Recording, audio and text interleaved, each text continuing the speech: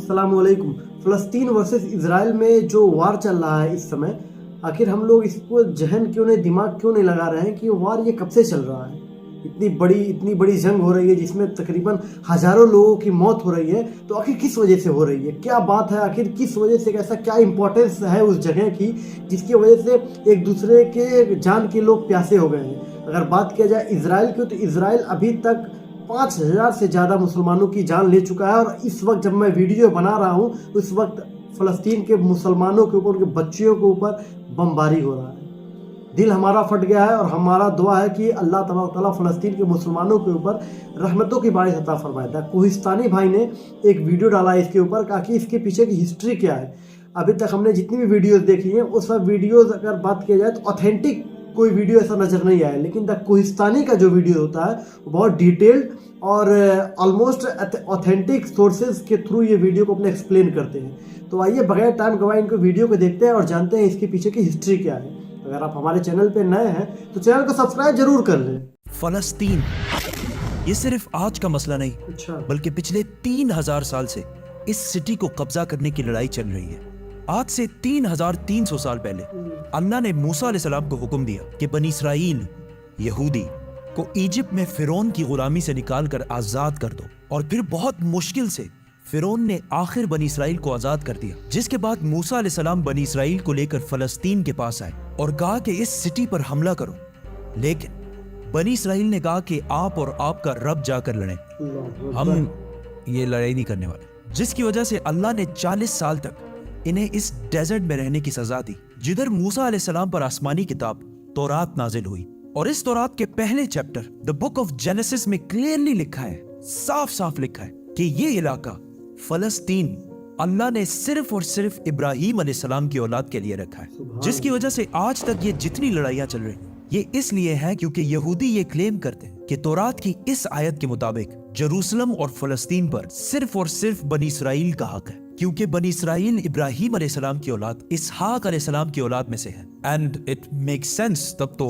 इनको मिलना चाहिए। लेकिन तौरात में लिखा है कि ये इलाका इब्राहीम अलैहिस्सलाम की औलाद के लिए, सिर्फ इसहाक अलैहिस्सलाम की औलाद के लिए नहीं। इब्राहीम अलैहिस्सलाम के एक नहीं बल्कि 2 बेटे थे, इसहाक और इस्माइल। इसहाक अलैहिस्सलाम वाज द फादर ऑफ बनी इसराइल, बट इस्माइल अलैहिस्सलाम को अरबों का फादर समझा जाता है। और ये बात सिर्फ हम नहीं, इवन यहूदी भी इस बात को मानते हैं। तो इन्हीं की किताब तौरात के मुताबिक फलस्तीन पर सिर्फ इसहाक अलैहिस्सलाम की औलाद का हक नहीं है, बल्कि इस्माइल अलैहिस्सलाम की औलाद अरबों का भी हक है। मूसा अलैहिस्सलाम के साथ 40 साल डेजर्ट में रहने के बाद आखिर बनी इसराइल ने यूशा जाशुआ की लीडरशिप में फलस्तीन को फतह कर लिया। लेकिन कुछ ही अरसे बाद ये सिटी इनके हाथ से दोबारा निकल गई, और फिर अगले 300 साल तक बनी इसराइल इस सिटी को दोबारा हासिल नहीं कर सके। लेकिन 300 साल बाद बनी इसराइल ने दाऊद अलैहिस्सलाम की लीडरशिप में इस सिटी जेरूसलम को दोबारा फतह कर लिया, और उनके बेटे सुलेमान अलैहिस्सलाम ने यहाँ पहली दफा अल्लाह की इबादत के लिए एक मस्जिद, एक टेंपल बनाया। सुलेमान अलैहिस्सलाम के बाद यहूदियों ने फलस्तीन और जेरूसलम पर 400 साल तक हुकूमत की।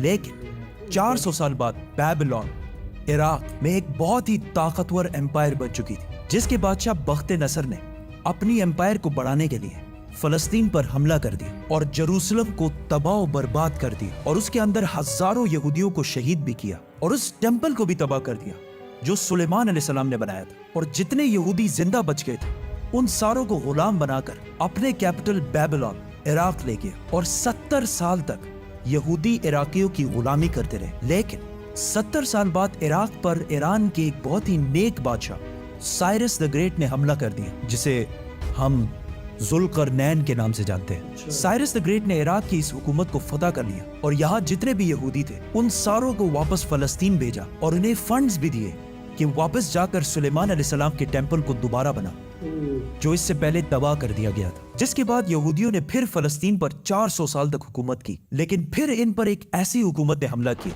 जिसने सारे यहूदियों को यहाँ से 600 साल तक बाहर निकाल दिया, द ग्रेट रोमन एम्पायर। और बनी इसराइल पर इतना जुल्म किया जो इससे पहले किसी ने भी नहीं किया। यहूदियों ने रोमन एम्पायर से लड़ने की भी कोशिश की, लेकिन रोमन एम्पायर ने हजारों यहूदियों को कत्ल किया, और हालात इतने खराब हुए कि यहूदी रोमन एम्पायर से छुपकर गारों में रहने लगे। और रोमन एम्पायर ने बैतुल मक़दस, जिसे पहले सुलेमान अलैहिस्सलाम और फिर जुल्करनैन ने बनाया था, دوبارہ تباہ و برباد کر دیا، اور اس کے بعد یہ ٹیمپل آج تک دوبارہ نہیں بن سکا۔ رومن امپائر نے فلسطین اور جروسلم پر 600 سال تک حکومت کی، لیکن 600 سال بعد رومن امپائر نے ایک ایسی غلطی کی جو اسے کبھی نہیں کرنی چاہیے تھی۔ انہوں نے عرب میں بہت ہی تیزی سے پھیلتے ہوئے نئے ریلیجن اسلام پر حملہ کرنے کی کوشش کی، لیکن اسلامک ریلیجن اور خلافت اتنی تیزی سے پھیلتی گئی کہ کچھ ہی سالوں میں رومن اور پرشین امپائر دونوں کو فتح کر لی، جس کے بعد حضرت عمر دنیا کے سب سے طاقتور بادشاہ بن گئے، جن کی حکومت الیگزینڈر دی گریٹ کی امپائر سے بھی بہت بڑی تھی۔ آخر مسلمان رومن امپائر کو فتح کرتے کرتے جروسلم کے دروازے تک پہنچے۔ رسول اللہ صلی اللہ علیہ وسلم نے پہلے ہی کہہ دیا تھا کہ مسلمان ایک دن جروسلم ضرور فتح کریں گے۔ اب مسلمانوں کے پاس دو آپشن تھے، یا تو جروسلم کو اسی طرح تباہ کیا جائے جو اس سے پہلے باقی بادشاہوں نے کیا تھا، اور یا اس کا سیج محاصرہ کر لیں۔ آخر 6 مہینے بعد جروسلم کے گورنر سفرونیس نے کہا کہ میں یروشلم صرف ایک ہی شرط میں مسلمانوں کے حوالے کروں گا کہ مسلمانوں کے بادشاہ عمر خود آ کر مجھ سے ملے۔ تو خالد بن ولید رضی اللہ تعالیٰ عنہ نے سوچا کہ اب مسلمانوں کے امیر المومنین کو کیوں ڈسٹرب کیا جائے، تو وہ خود عمر بن کر سفرونیس سے ملنے گئے، کیونکہ خالد بن ولید رضی اللہ تعالیٰ عنہ کی اپیرنس بالکل حضرت عمر سے ملتی جلتی تھی، اور دونوں کی ہائٹ بھی بالکل سیم تھی، آلموسٹ 7 فٹ۔ لیکن وہاں ایک شخص حضرت عمر سے پہلے ہی مل چکا تھا، تو انہوں نے کہا کہ یہ حضرت عمر نہیں ہو سکتے، تو مجبوراً خالد بن ولید رضی اللہ تعالیٰ عنہ کو حضرت عمر، اس وقت دنیا کے سب سے طاقتور بادشاہ، کو جروسلم بلانا پڑا۔ سفرونیس فل لگژری گولڈ اور سلور پہن کر بالکل تیار ہو گیا، کیونکہ اتنے بڑے بادشاہ ان سے ملنے آ رہے تھے۔ لیکن سفرونیس اور پورا جروسلم یہ دیکھ کر حیران ہو گیا کہ بادشاہ کا غلام اونٹ پر بیٹھا ہوا ہے، اور بادشاہ خود بالکل عام کپڑوں میں پیدل چل کر آ رہا ہے۔ یہ منظر جروسلم والوں کے لیے بہت شاکنگ تھا، کیونکہ اس سے پہلے جب بھی کسی بادشاہ نے جروسلم پر فتح حاصل کی ہے، اس نے اس سٹی کو تباہ و برباد کر دیا تھا اور یہاں کی گلیوں کو خون سے بھر دیا تھا۔ لیکن اب یہ ایک بادشاہ آیا ہے جو ان ساروں سے زیادہ طاقتور ہے، لیکن بغیر کسی فوج کے اور بالکل عام کپڑوں میں۔ ایسا اس سے پہلے کبھی بھی نہیں ہوا تھا۔ حضرت عمر نے سارے ریلیجنز کو آزادی دی اور بغیر کوئی خون بہائے سفرونیس نے جروسلم کو حضرت عمر کے حوالے کیا، لیکن انہوں نے ایک شرط یہ بھی رکھی کہ مسلمان یہودیوں کو جروسلم آنے کی اجازت نہیں دیں گے، لیکن حضرت عمر نے اس کی یہ شرط نہیں مانی اور یہودیوں کو بھی بیت المقدس آنے کی اجازت دی، اور اس طرح پہلی دفعہ جروسلم ابراہیم علیہ السلام کے بیٹے اسماعیل علیہ السلام کے اولاد کے پاس آیا۔ اس کے بعد آلموسٹ 350 سال تک مسلمان، کرسچن اور یہودی جروسلم میں بالکل پیس اور امن کے ساتھ رہنے لگے۔ لیکن پھر 350 سال بعد کرسچنز نے پورے یورپ سے فوج جمع کر کے جروسلم پر دوبارہ حملہ کر دیا۔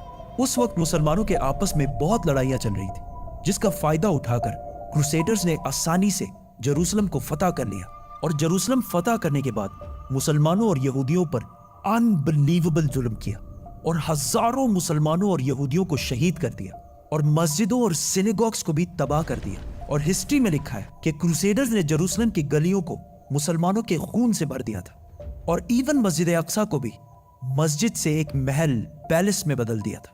یہودیوں کے عورتوں اور بچوں نے اپنی جان بچا کر اپنے آپ کو سینیگوگز میں بند کر لیا، لیکن کروسیڈرز نے ان سارے بلڈنگز کو آگ لگا دی اور ان کے بچوں اور عورتوں کو زندہ جلا دیا۔ اور یہ سب صرف ہم نہیں کہتے، بلکہ یہ اوتھینٹک ہسٹری کا حصہ ہے جسے یورپینز بھی مانتے ہیں۔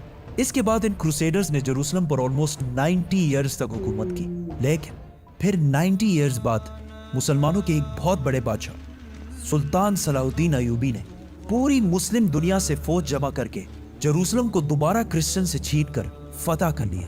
اور اس وقت سارے کرسچنز کا یہ خیال تھا کہ اب صلاح الدین ہم سے اسی طرح بدلہ لے گا جس طرح ہم نے لاکھوں مسلمانوں کو شہید کیا تھا۔ لیکن صلاح الدین ایوبی نے بالکل حضرت عمر کی طرح سارے کرسچنز کو معاف کر دیا۔ ایون کرسچنز بھی اس بات پر حیران ہوئے اور صلاح الدین سے پوچھا کہ جب ہم نے فتح کیا تو ہم نے ہر مسلمان کو قتل کیا تھا، لیکن صلاح الدین ایوبی نے انہیں کہا I am not those men. I am صلاح الدین۔ صلاح الدین۔ صلاح الدین ایوبی نے ان سارے ریلیجنز کو دوبارہ آزادی دی اور مسجد اقصی جسے محل بنا دیا گیا تھا اسے دوبارہ مسجد بنایا اور ادھر پہلی نماز ادا کی۔ جروسلم کو جب بھی کسی بادشاہ نے فتح کیا ہمیشہ ادھر بہت خون بہایا ہے، سوائے مسلمانوں کے جنہوں نے ہمیشہ بالکل پیس اور امن کے ساتھ اس سٹی کو فتح کیا۔ صلاح الدین ایوبی کے بعد ایک بار پھر سارے ابراہیمک ریلیجنز جروسلم میں بالکل پیس اور امن کے ساتھ 800 سال تک رہے. 800 سال. لیکن 800 سال بعد اور آج سے 100 سال پہلے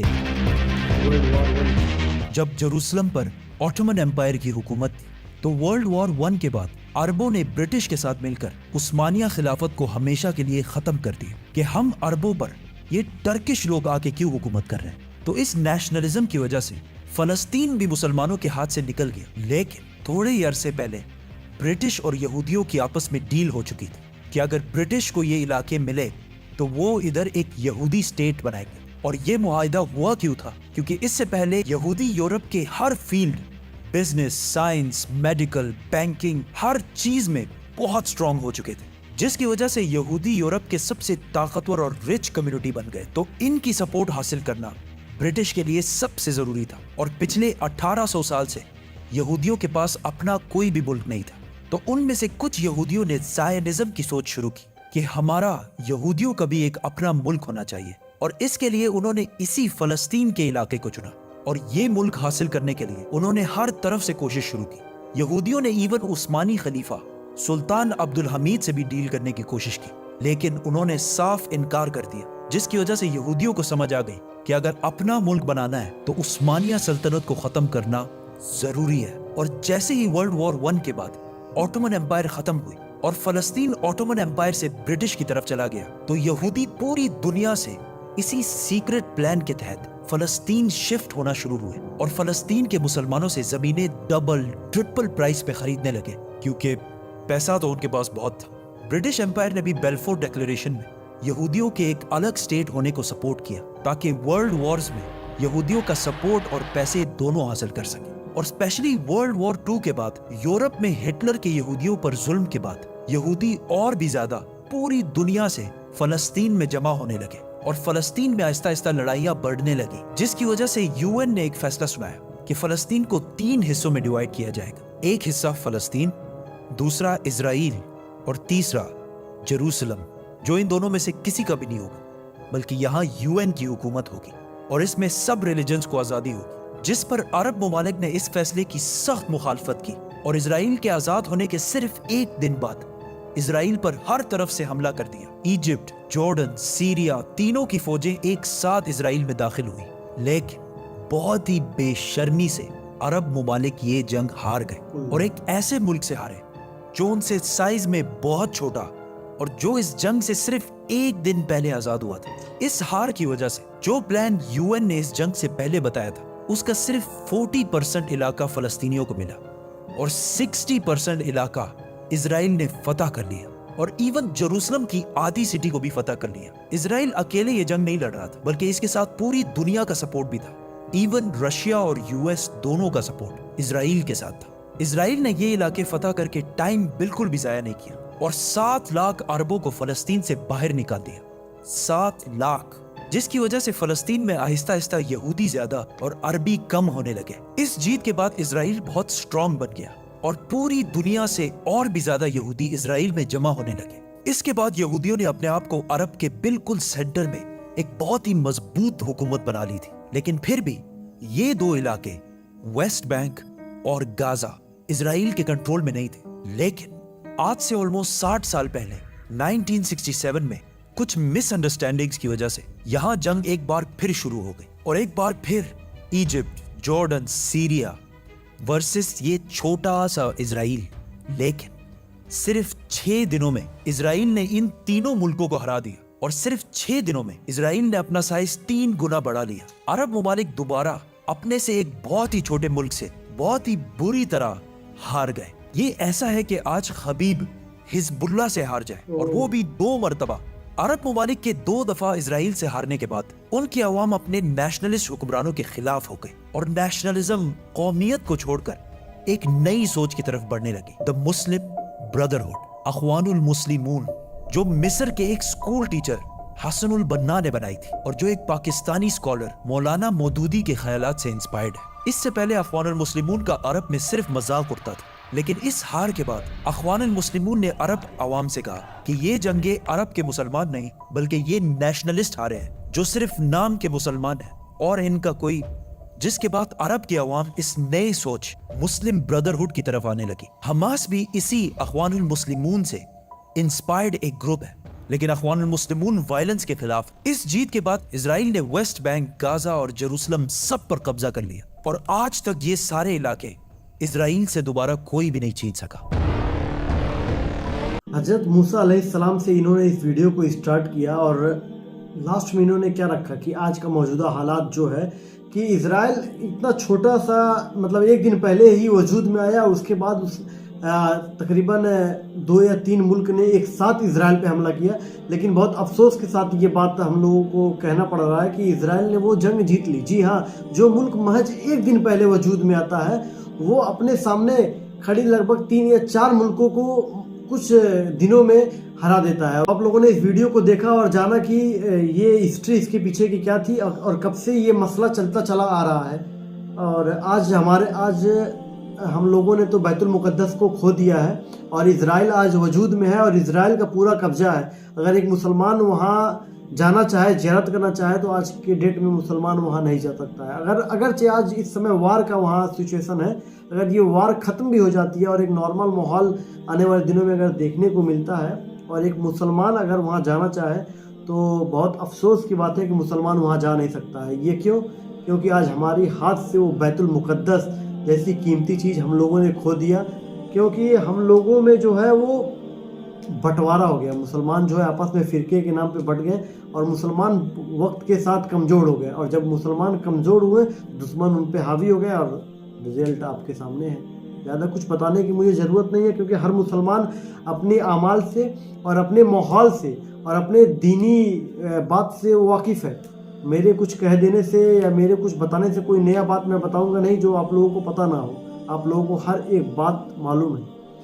تو اگر یہ ویڈیو کوئی ایسے لوگ دیکھ رہے ہیں اور ان کو یہ لگ رہا ہے کہ بیت المقدس آج ہمارے ہاتھ میں نہیں ہے تو کل بھی نہیں رہے گا، تو ان کی یہ بہت بڑی غلط فہمی ہے. کیونکہ رسول پاک صلی اللہ علیہ وسلم کے حدیث کے مطابق آج نہیں تو کل بیت المقدس ہمارا رہے گا. اور مسلمان ایک ایسی قوم ہے جو کبھی سرنڈر نہیں کرتی ہے. اگرچہ مسلمان کا آج 5000 موت ہو رہا ہے یا 10,000 ہو جائے یا 5 لاکھ لوگوں کی جانیں چلے جائیں، لیکن انشاءاللہ تبارک و تعالیٰ میں اللہ کی ذات پہ پورا یقین ہے کہ آج نہیں تو کل بیت المقدس ہمارا ہو کے رہے گا. مسلمان پھر سے بیت المقدس پہ راج کرے گا انشاءاللہ تبارک و تعالیٰ، اور بیت المقدس میں جا کے 5 وقت کی نمازیں سکون کے ساتھ پڑھے گا. اور جن کافروں کی گندی نگاہیں ہیں بیت المقدس کی طرف، انشاءاللہ تبارک و تعالیٰ ان کی آنکھوں کو مسلمان ان کے جسم سے تنہا کر دے گا، الگ کر دے گا انشاءاللہ تبارک و تعالیٰ. تکبیر، اللہ اکبر. تو اگر آپ لوگوں کو ہمارا ویڈیوز پسند آ رہا ہے تو چینل کو سبسکرائب کریں، ویڈیو کو لائک کریں. ملتے ہیں انشاءاللہ نیکسٹ ویڈیو میں، تب تک کے لیے السلام علیکم.